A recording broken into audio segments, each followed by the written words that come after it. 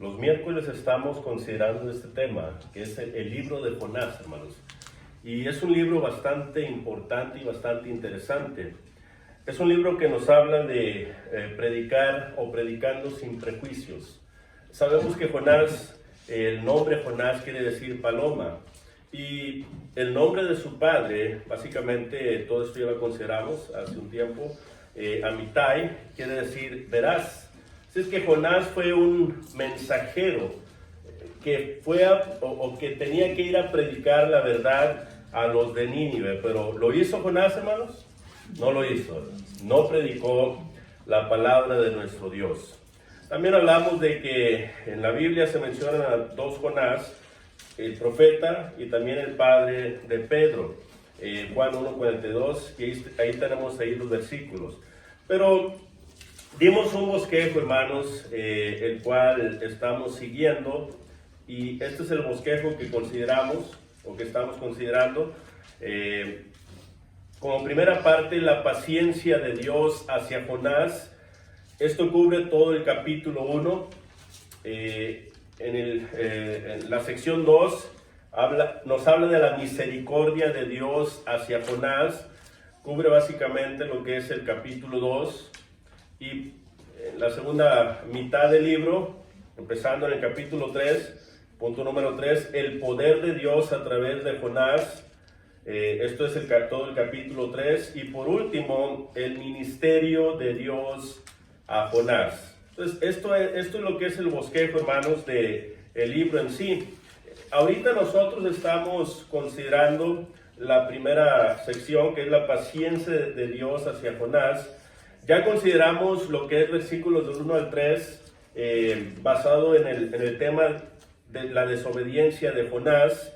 Y vimos, hermanos, cómo es que Dios le habló directamente a Jonás, pero Jonás no quiso obedecer, sino que se fue, hermanos, de Jope a Tarsis, en lugar de irse a Nínive. Nínive le quedaba unas 500 millas y él prefirió y optó por irse a Tarsis, quedaba ya por España como a 2.500 millas de distancia. Entonces, otra vez lo llevó, hermanos, a desobedecer a Dios. Y a pesar de esa desobediencia, Dios le tuvo paciencia.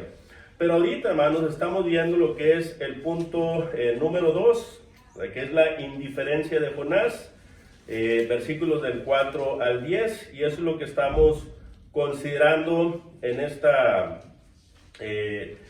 estos últimos estudios que hemos estado viendo. Entonces, la indiferencia, ¿verdad? La indiferencia de Jonás. Explicábamos que la palabra indiferencia es el estado de ánimo en que una persona no siente inclinación ni rechazo hacia otro sujeto, un objeto o un asunto determinado.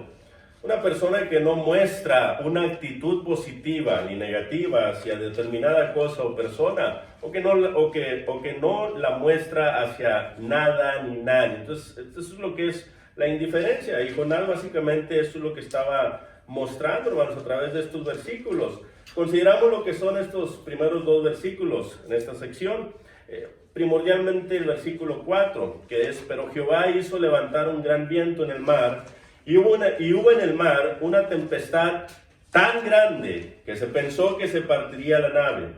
Y los marineros tuvieron miedo, y cada uno clamaba a su Dios, y echaron al mar los enseres que había en la nave, para descargarla de ellos. Pero Jonás había bajado al interior de la nave y se había echado a dormir. Entonces nos enfocamos primordialmente en el versículo 4. Pero Jehová hizo levantar un gran viento en el mar, y hubo en el mar una tempestad tan grande que se pensó que se partiría la nave. Hermanos, la desobediencia, decíamos, siempre atrae una gran tormenta. Todo esto lo explicamos ya hace un tiempo atrás. Simplemente estoy dando un poco de repaso para los que no han estado, ¿verdad?, a través de estos estudios. Pero bien, y después, la siguiente semana, hablamos también, hermanos, continuamos hablando de lo que es versículos 5 y 6, ¿verdad? Y los marineros, decíamos, tuvieron miedo, y cada uno clamaba a su Dios, y echaron al mar los enseres que había en la nave para descargarla de ellos. Pero Jonás había bajado al interior de la nave y se había echado a dormir. Y el patrón de la nave se le acercó y le dijo: ¿qué tienes, dormilón? Levántate y clama a tu Dios. Quizá Él tendrá compasión de nosotros. Decíamos, hermanos, que los marineros pudieron darse cuenta que esta no era una tormenta común. ¿Qué fue lo que hicieron? Empezaron a clamar a su Dios cada uno de ellos. Y estos son los posibles dioses a los cuales ellos clamaron. Lo interesante es que ellos buscaron el bien común. ¿Cómo? Echando al mar, hermanos, el cargamento que llevaban. Es decir, le oraron a su Dios, pensando que su Dios les iba a ayudar. Y aparte ellos pusieron de su esfuerzo para que de esta manera, hermanos, la barca o el bote donde ellos estaban, el barco donde ellos iban, no se hundiera. Entonces, otra vez, vemos aquí algo muy importante en el esfuerzo de ellos. Pero Jonás, hermanos, ¿qué estaba haciendo? Él estaba dormido, ¿verdad? Él se había metido al interior de la nave y estaba dormido.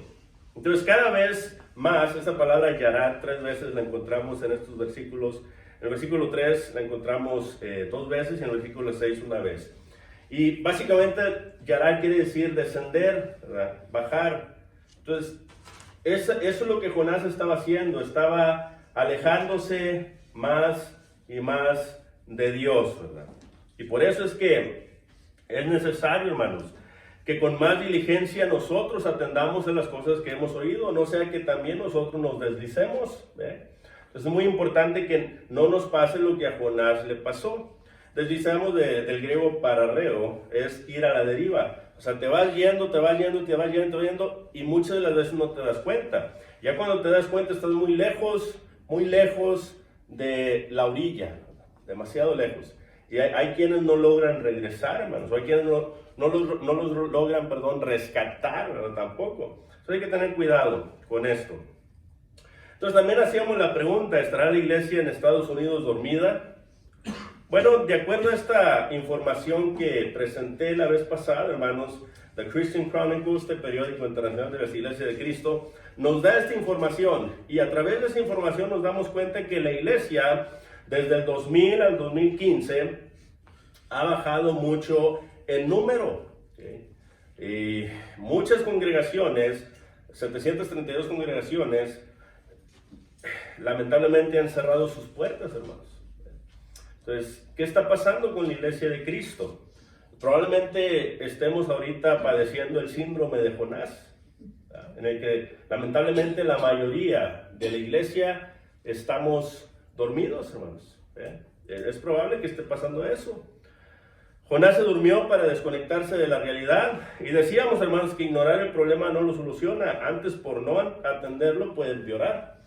Dejarle tus problemas a alguien más no lo va a solucionar, sino que lamentablemente vas a lastimar a segundas y terceras personas también. Nunca lleves contigo problemas ajenos, especialmente cuando la otra persona no está dispuesta a hacer nada para ayudarse. O sea, son puntos que podemos mirar a través de estos versículos. Todos, hermanos, tenemos una gran responsabilidad para con Dios, tanto ancianos como diáconos, como predicadores, como miembros de la iglesia, todos en sí, ¿verdad? Tenemos una gran responsabilidad. Todos somos miembros del mismo cuerpo, decíamos, y el cuerpo es la iglesia. Así es que si formas parte de la iglesia, formas parte del cuerpo de Cristo, y si eres parte del cuerpo de Cristo, entonces eres un miembro del cuerpo de Cristo. Y si eres un miembro del cuerpo de Cristo, tienes una función en el cuerpo de Cristo. Y si tienes una función en el cuerpo de Cristo, entonces tienes un trabajo que hacer. Y si no lo haces el trabajo, el cuerpo no va a funcionar bien, no va a avanzar, y lamentablemente vas a salir lastimado y vas a lastimar también a la iglesia. Entonces es muy importante que no nos durmamos. Hermanos, a veces nos duerme un pie o una pierna, ¿verdad? ¿Le ha pasado? Ya sé que está dormido y se levanta y de repente no le funciona bien. O está sentado allí y de repente se levanta y la pierna no puede caminar porque la pierna está dormida. Bueno, eso es lo que pasa cuando un miembro del cuerpo se duerme. Viene lamentablemente, hermanos, a estorbar más que ayudar, ¿verdad? Y eso no debería de ser así. Ahora, el capitán, hermanos, fue el que despertó a Jonás. No esperemos a que el mundo nos reprenda para despertar y hacer lo que Dios nos ha mandado, porque el capitán ni siquiera era hijo de Dios. Entonces, ¿qué estamos esperando? ¿Que el mundo nos hable? ¿Que el mundo nos grite? Bueno, el mundo en sí realmente ya nos está gritando, hermanos. Entonces, como estos marineros, el mundo está desesperado peleando una batalla que solo nosotros los cristianos podemos ganar. Queramos o no, tanto cristianos como no cristianos, todos estamos en una misma barca. Jonás huyó, hermanos, porque solo buscaba ayudar a los de su misma fe. Sí, a Jonás le gustaba mucho, decíamos, predicarle a su misma gente, juntarse con su misma gente, hablar de Dios con su misma gente, comer con su misma gente, pero cuando se trataba, hermanos, de comer y hablar y juntarse con gente que no era de su pueblo, esto le causaba a él una gran abominación. Y esto se llama racismo, hermanos, en cierta manera también. Entonces Jonás, lamentablemente, hermanos, estaba siendo prejuicioso. Por eso se llama, el título de Jonás es, tema central es predicando sin prejuicios. Hay que predicar sin prejuicios todo el tiempo. La fe privada de Jonás no es de ninguna ayuda pública. Entonces, lo mismo con nosotros, hermanos. Podemos tener nosotros una gran unidad con la iglesia, con los hermanos, un gran amor entre nosotros.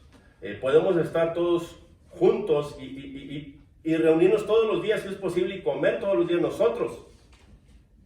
Pero déjenme decirle, hermanos, que eso de nada sirve, ¿verdad? De nada le sirve a los que están allá afuera, porque muchas veces queremos nosotros estar aquí con los mismos todo el tiempo, pero cuando se trata de salir a predicar y hablarle a los que están perdidos, no queremos.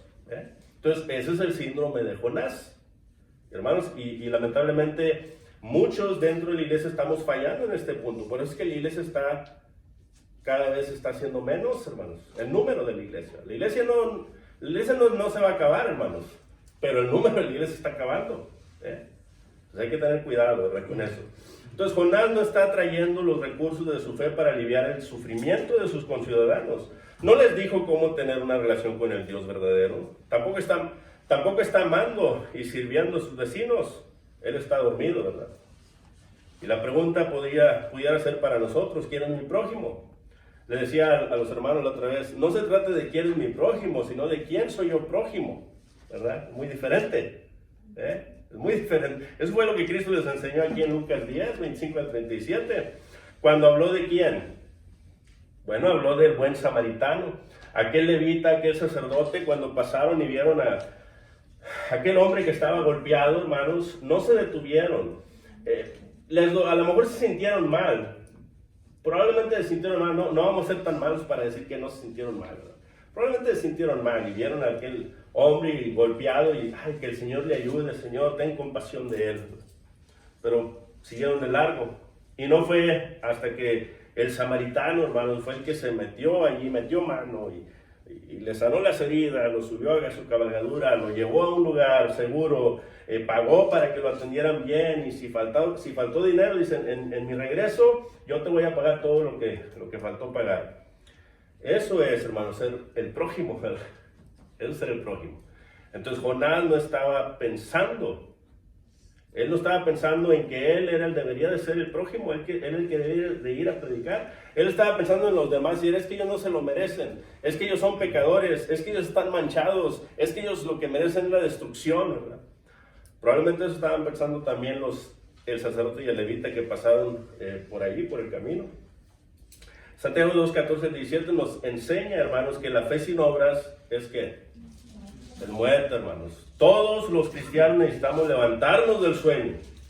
Mire lo que dice Romanos 11 y 12. Y esto, conociendo el tiempo, que es ya hora de levantarnos del sueño, porque ahora está más cerca de nosotros nuestra salvación que cuando creímos. La noche está avanzada y se acerca el día. Desechemos pues las obras de las tinieblas y vistámonos las armas de la luz. Eso es lo que el apóstol Pablo le estaba diciendo a los hermanos en Roma, hermanos. Y todavía eso sigue resonando a través del tiempo para la iglesia, para cada uno de nosotros. Es tiempo ya, es hora ya de ¿qué? De levantarnos del sueño, hermanos. Ya es tiempo. Pero no solamente, hermanos, bueno, ya por último este versículo de Mateo 5, 14 y 16. Dice, vosotros sois la luz del mundo, una ciudad sentada sobre un monte no se puede esconder. Ni se enciende, una luz y se pone debajo de un almud, sino sobre el candelero, y alumbra a todos los que están en casa. Así alumbre vuestra luz delante de los hombres, para que vean vuestras buenas obras y glorifiquen a vuestro Padre que está en los cielos. Hermanos, nosotros somos la luz del mundo, y una ciudad sentada sobre un monte no se puede esconder, ni siquiera en la noche, ¿verdad? Se mira todo el tiempo. Así debemos de ser nosotros, como hijos de Dios, demostrar todo el tiempo esa luz. No podemos poner esa luz debajo de un almud, hermanos. Es ilógico. Tienes el almud ahí que servía para medidas, y prendías ya sea la vela y la metías ahí al almud. ¿De qué te sirve eso? No sirve de nada. Sino que tienes que ponerla ¿dónde? En un candelero, ¿verdad? Y colgarla si es posible, para que alumbre a todos los que están alrededor. Muy importante esto. Los no cristianos también necesitan despertar. Efesios 5:14, por lo cual dice: despiértate tú que duermes, y levántate de los muertos, y te alumbrará Cristo. Estás muerto en tus delitos y pecados. Y Romanos 6:23 nos dice que la paga del pecado es muerte. Y el 3:23 dice: por cuanto todos pecaron. Entonces es necesario que tú, que no has obedecido el Evangelio, también te despiertes, te levantes. Dios te está queriendo despertar a través del Evangelio, a lo cual los llamó mediante nuestro Evangelio para alcanzar la gloria de nuestro Señor Jesucristo. Él te está llamando todo el tiempo. Despierta, levántate, dice el Señor, para que obedezcas y vengas a la luz. Formes parte de la luz y también puedas dar la luz al mundo. El Evangelio, decíamos, es la buena noticia y la buena nueva. ¿Pero qué es el Evangelio? Bueno, el Evangelio es la buena noticia. Dos puntos muy importantes que tenemos que mencionar en cuanto a esto. Cuando los seguidores de Cristo hablaban del Evangelio, hacían mención de dos cosas importantes: el Evangelio de Jesús y el Evangelio del Reino. Pablo habló del Evangelio de Jesús, pero también habló del Evangelio del Reino. Felipe, hermanos, predicó el Evangelio del Reino, pero también les habló en cuanto a Jesús, porque hablar del Evangelio es hablar de Jesús y es hablar de la iglesia. Es el Evangelio. Entonces Jesús habló del Evangelio del Reino, y esto lo vemos aquí. Él no podía hablar del mismo. Él dijo: las obras que yo hago son las que dan testimonio de mí, dice el Señor. Entonces él habló del Evangelio del Reino, pero sus obras estaban hablando de él también. El reino anunciado por Cristo y sus seguidores llegó en la vida de sus apóstoles. Marcos 9:1, Lucas 9:27. Entonces el reino, la iglesia, llegó, hermanos, en este tiempo. Pablo, juntamente con los hermanos de Colosas, ya estaban en el reino. El escritor de los Hebreos habían recibido el reino también. Y el apóstol Juan ya estaba en el reino. Cristo nos aclaró en Mateo 16, 18 y 19 que la iglesia y el reino son lo mismo. Entonces el reino de Dios, que es la iglesia, es espiritual, no física. Romanos 14, 17 y Juan 18, 36. Cristo nunca buscó que lo hicieran rey físicamente hablando, pero sí espiritualmente. Él sí. Entonces el Evangelio es creer que Cristo murió, fue sepultado y resucitó al tercer día para poder establecer un reino espiritual o una iglesia, para que todos aquellos que se arrepienten y son bautizados sean añadidos por Cristo al reino por el cual Él vendrá algún día. Les di un repaso así rapidito, pero esas son cosas que hemos estado considerando a través de las semanas. Ahorita en este momento vamos a hablar de Jonás, versículo 7 y versículo 8. Ahora sí les voy a hablar un poquito más despacito, ¿verdad? Porque traté de cubrir lo más que pude, y espero me hayan entendido un poquito, hermanos. Dice ahí Jonás, capítulo 1, versículos del 7 al 8.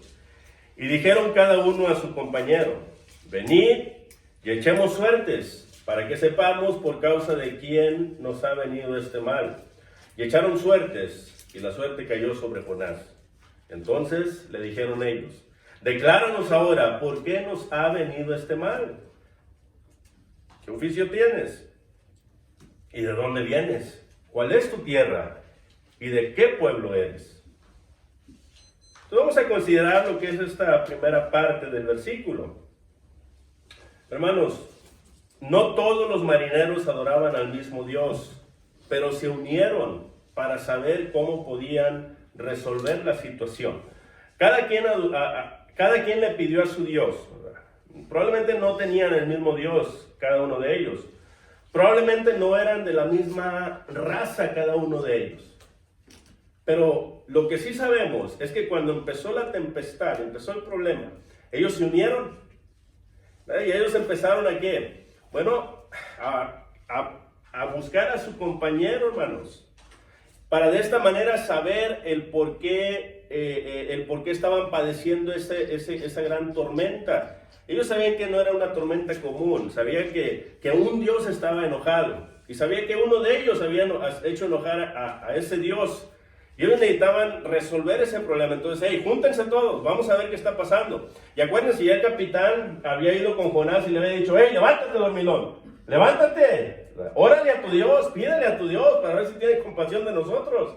Entonces, ahora sí, ¿verdad? Dijeron, hey, ahora sí, vamos a ver, vengan, vamos a echar suertes para saber por qué causa o por quién nos ha venido este mal. Hermanos, es en los momentos difíciles cuando debemos de unirnos todos para ayudarnos mutuamente. Es en esos momentos difíciles. Ahora, cuando hablo de todos, me refiero a todos en la comunidad. No importando raza, edad, nivel social, partido político, estatus migratorio o religión. Entiendan el contexto en el que estoy hablando. No estoy hablando, hermanos, de que todos podemos unirnos y ser un mismo pueblo para con Dios. No estoy hablando de eso. Estoy hablando, hermanos, en el contexto en el que todos formamos parte de una comunidad. Todos estamos dentro de una comunidad y tenemos diferentes tipos de niveles sociales, algunos, partidos políticos, estatus migratorio, probablemente somos de diferente raza. Hermanos, muchos en la comunidad son de diferentes religiones, pero lo que sí sabemos, hermanos, es que en ocasiones se levantan problemas dentro de la comunidad, se levantan tormentas dentro de la comunidad. ¿Y qué es lo que pasa? Bueno, por ejemplo, ¿se acuerdan ustedes del tornado que pasó en Dallas? ¿Sí se acuerdan? Fue hace poco, ¿verdad? En domingo, octubre 20 del 2019. Entonces, en sí hubo una totalidad de 10 tornados en el norte de Texas, es lo que dicen, ¿verdad? Una totalidad de 10 tornados, ¿no?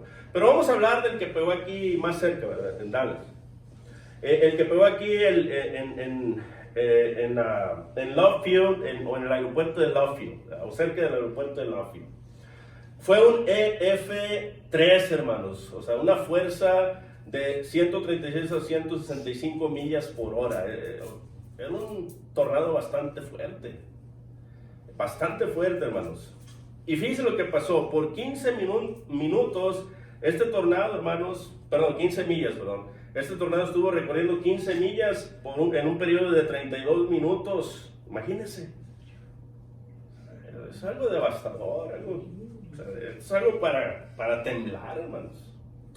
Yo creo que todos temblaríamos en una situación así. Por ejemplo, el Home Depot totalmente fue demolido, ¿verdad? 6 escuelas afectadas. 2 escuelas quedaron totalmente en la ruina. Esperan que una de ellas probablemente abra sus puertas para agosto del próximo año. Y muchas casas, hermanos, fueron destruidas. Entonces, el daño nada más en esta sección, hermanos, fue aproximadamente de 200... ¿cómo se llama el número? Se me fue, perdón. 277 millones de dólares, hermanos. 277 millones de dólares, nada más aquí en esa sección. Eso es mucho, hermanos, mucho dinero, mucha destrucción. Una tormenta tremenda. Fíjense lo que pasó, miren. Cómo dejó ahí las casas, algunas casas, hermanos, totalmente destruidas. El Home Depot que les mencioné, miren. O sea, lo tumbó, le pasó por el medio, ¿verdad? Ahora, es interesante que ninguna persona murió, hermanos, aquí en el Home Depot. El gerente despachó, ¿se dice o despidió? Despidió, ¿verdad? No despidió, o sea, les dijo que se fueran a su casa, despachó, ¿verdad? Despachó a todos sus trabajadores, hermanos, a las 8 de la noche. Y a las 8:30 pegó allí el tornado.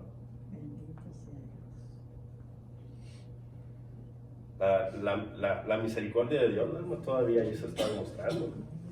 Mire las escuelas, esta es una de ellas, cómo la dejó, ¿verdad? Totalmente destruida. Aventó, hermanos, autobuses. Una fuerza tremenda. ¿Y qué pasó, hermanos, con la comunidad? ¿Qué pasó con la comunidad? ¿Qué pasó con algunas personas que supieron, hermanos, de esta devastadora ocasión, ¿verdad? Esto que pasó aquí tan devastador? Déjame le enseño este video a ver si lo puedo poner, ¿verdad?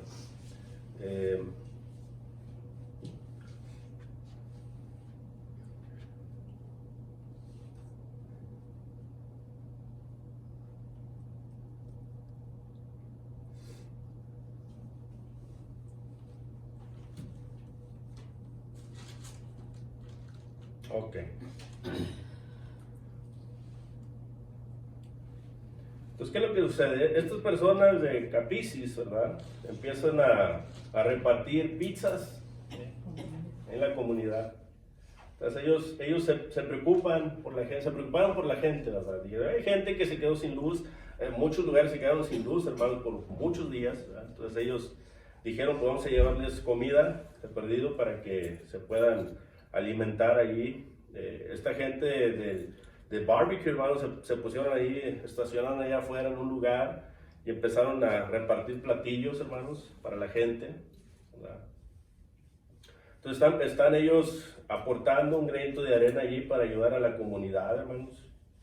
Vemos nosotros cómo es que más adelante, por ejemplo, esta iglesia bautista, hermanos, está proveyendo comida también a la comunidad, ¿verdad? Está dando comida, tratando de alimentar a los hambrientos, a esta gente que se quedó sin casa, hermanos, sin nada, ¿verdad? Entonces ahí están ellos repartiendo comida. Fíjense, y por ejemplo este lugar que es un gimnasio, ellos abrieron sus puertas para permitir que la gente se bañara. O sea, porque la gente, pues lógicamente necesita limpiarse, hermanos. Este lugar, el cine, hermanos, permitió que la gente fuera a ver películas gratis y comida gratis ahí, ¿no? ¿Para qué? Para que la gente se desestresara un poco, ¿verdad? Y este hombre, hermanos, teniendo un edificio allí en cierto lugar, sabía que había hombres allí que perdieron sus negocios, no podían trabajar, entonces les compartió de oficinas para que fueran y trabajaran allí, ¿verdad? En ese lugar.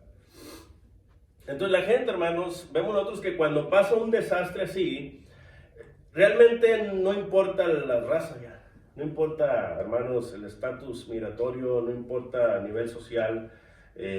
Lo que importa aquí, hermanos, es ayudarse, ¿verdad? Es ayudarse. Entonces, cuando pasan desastres así, cuando viene necesidad, hay que buscar el bien ajeno todo el tiempo, ¿verdad? Hay que buscar el beneficiarnos mutuamente, hermanos. Y traté de investigar, hermanos, si alguna iglesia de Cristo había ayudado en esta ocasión. No voy a decir que no, hermanos. No encontré, la verdad. No encontré a lo mejor sí hay, pero no encontré, hermanos. No encontré de alguna iglesia de Cristo que haya ayudado. Y eso da tristeza, ¿verdad? Da tristeza porque aún denominaciones prestaron, hermanos, de su tiempo, de su dinero para ayudar, ¿verdad? Ahora, vamos a dejar ya si alguna otra congregación ayudó de la iglesia, pero pónganse a pensar, ¿cuántos de nosotros nos preocupamos por lo que pasó, ¿verdad? Y ayudamos realmente, ¿verdad? O sea, probablemente no muchos de nosotros. Entonces, eso pasó en Dallas, pero otra vez, ¿qué si pasa algo aquí en Haltom City? ¿Qué vas a hacer? ¿Qué si pasa esto en la comunidad donde vives? A veces, hermanos, por una ocasión mi hermano Sergio, cuando estaba predicando, dijo mi hermano, a veces cuando nos preocupamos tanto por nuestras cosas y no tanto por las de las otras personas, porque en una ocasión, dice el hermano, iba esta señora manejando y de repente llegó a su calle y miró que estaba saliendo humo de una casa ahí por la colonia donde vivía. Había una humareda, hermanos, tremenda. Entonces dice que ella se iba acercando y iba pensando, ay, que no sea mi casa, que no vaya a ser mi casa, que vaya a ser mi casa. Y cuando llegó, hermanos, se dio cuenta que no era su casa, sino que era otra casa que estaba cerca, ella dijo, ay, gracias, Señor, porque no fue mi casa. Se metió a su casa y se olvidó del problema. Y a veces es lo que hacemos nosotros también, hermanos. Nos preocupamos más por nosotros. Entonces, ¿qué estaba haciendo Jonás, hermanos? Él estaba preocupado por él, ¿verdad? Por eso en esta sección se llama la indiferencia de Jonás. Porque a veces nosotros también somos indiferentes, indiferentes, así como Jonás. Tenemos un muy bonito ejemplo en la Biblia. ¿Usted se acuerda de la hambruna que hubo en Jerusalén? ¿Se acuerda de esa ocasión? Bueno, déjeme rápidamente, le recuerdo, ¿verdad?, lo que estaba pasando allí en este lugar. Jerusalén, hermanos, estaba pasando por un momento bien difícil. Había mucha pobreza, mucha hambre en este tiempo, y el apóstol Pablo se preocupó mucho por Jerusalén. Se preocupó bastante por Jerusalén. ¿Y qué fue lo que hizo, hermanos? Bueno, él empezó a pedir ayuda, hermanos, a los hermanos de Macedonia, a los hermanos de Acaya y algún otro hermano que quisiera ayudar, ¿verdad? Entonces, los hermanos de Acaya, cuando dice Acaya, primordialmente está refiriendo a los hermanos de Corinto. Entonces, cuando va con los de Corinto, les dice a los de Corinto, ahí en 1 Corintios capítulo 16, que es un pasaje que leemos casi cada domingo, hermanos, ¿verdad? Pero ahí en 1 Corintios capítulo 16, fíjense lo que dice ahí el apóstol Pablo, hablando de los hermanos de Corinto, en lo que es la región de Acaya. Dice, en cuanto a la ofrenda para los santos, haced vosotros también de la manera que ordené en las iglesias de Galacia. Entonces, también en las iglesias de Galacia, hermanos, ¿verdad?, él había hecho esta petición. Cada primer día de la semana, cada uno de vosotros ponga aparte algo, según haya prosperado, guardándolo para que cuando yo llegue no se recojan entonces ofrendas. Y cuando haya llegado, a quienes hubiere designado por carta, a estos enviaré para que lleven vuestro donativo. ¿A dónde? A Jerusalén. Y si fuere propio que yo también vaya, irán conmigo. Entonces Pablo, hasta este momento, él les dice a los hermanos en Corinto, hey, ya los hermanos de Galacia, ya les avisé concerniente a esta necesidad tan grande que tienen nuestros hermanos ahí en Jerusalén. Ahora les estoy diciendo a ustedes, hermanos en Corinto, ¿verdad?, que también aparten algo según hayan prosperado cada primer día de la semana. Y probablemente yo voy a ir, ¿verdad?, para llevar este donativo a Jerusalén, o a lo mejor voy a enviar a alguien más. Pero mire lo que dice Romanos capítulo 15, Romanos capítulo 15, versículo 25 y 26. Para este momento ya Pablo ya se había decidido de que sí iba a ir él a Jerusalén. Y allí dice en el versículo 25 y 26, mas ahora voy a Jerusalén para ministrar a los santos, porque Macedonia era la región de arriba, hermanos, y Acaya, que es la región de abajo, estaba Corinto, tuvieron a bien hacer una ofrenda para los pobres que hay entre los santos que están en Jerusalén. Entonces, había esta necesidad. Pablo ya le había dicho a los hermanos de Galacia, le había dicho a los hermanos de Corinto, ya también los hermanos de Roma, al parecer, también les había dicho para este momento. Entonces, Pablo estaba bien preocupado, hermanos, realmente por la hambruna que estaba pasando. Estaba bien preocupado. Él sabía que había una gran necesidad. Y ahora que él tenía que hacer algo, hermanos. ¿Y qué fue lo que hizo? Les pide ayuda a los hermanos. Y mire lo que dice ahora, 2 Corintios capítulo 8. Vamos para allá, 2 Corintios capítulo 8, versículos del 1 en adelante. Dice el apóstol Pablo, asimismo, hermanos, os hacemos saber la gracia de Dios que se ha dado a las iglesias de Macedonia, que en grande prueba de tribulación, la abundancia de su gozo y su profunda pobreza abundaron en riquezas de su generosidad. Pues doy testimonio de que con agrado han dado conforme a sus fuerzas y aún más allá de sus fuerzas, pidiéndonos con muchos ruegos que les concediésemos el privilegio de participar en este servicio para los santos. Y no como lo esperábamos, sino que asimismo se dieron primeramente, ¿quién? ¿A quién, hermanos? Al Señor, y luego a nosotros por la voluntad de Dios, de manera que exhortamos a Tito para que tal como comenzó antes, asimismo acabe también entre vosotros esta obra de gracia. Por tanto, como en todo abundáis, en fe, en palabras, en ciencia, en toda solicitud, y en vuestro amor para con nosotros, abundad también en esta gracia. Ahora, ya había pasado, hermano, si usted sigue leyendo, ya había pasado un año de cuando el apóstol Pablo les había dicho a los hermanos de Corinto que colectaran una ayuda para los hermanos de Jerusalén. Ya había pasado un año. Y yo no sé si se les habría olvidado a los hermanos de Corinto ayudar, no lo sé. El apóstol Pablo como que no quiere decirles tampoco que a lo mejor a ustedes se les olvidó, hermanos. O sea, no quiere decirles así, sino que vamos a leerlo como se los dice, porque no quiero poner palabras que a lo mejor no son. Pero por ejemplo dice el versículo 13, mira lo que dice.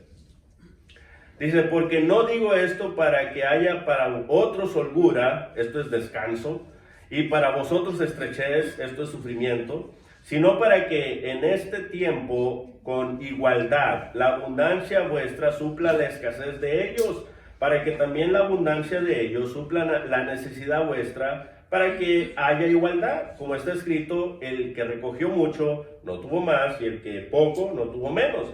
Pero gracias a Dios que puso en el corazón de Tito la misma solicitud por vosotros, pues a la verdad recibió la exhortación, pero estando también muy solícito por su propia voluntad, partió para ir a vosotros. Y enviamos juntamente con él al hermano cuya alabanza en el Evangelio se oye por todas las iglesias. Y no solo esto, sino que también fue designado por las iglesias como compañero de nuestra peregrinación para llevar este donativo, que es administrado por nosotros para gloria del Señor mismo y para demuestra vuestra voluntad. Pero podemos seguir leyendo, hermanos, seguir leyendo y vamos a leer hasta el capítulo 9 y luego el versículo 5.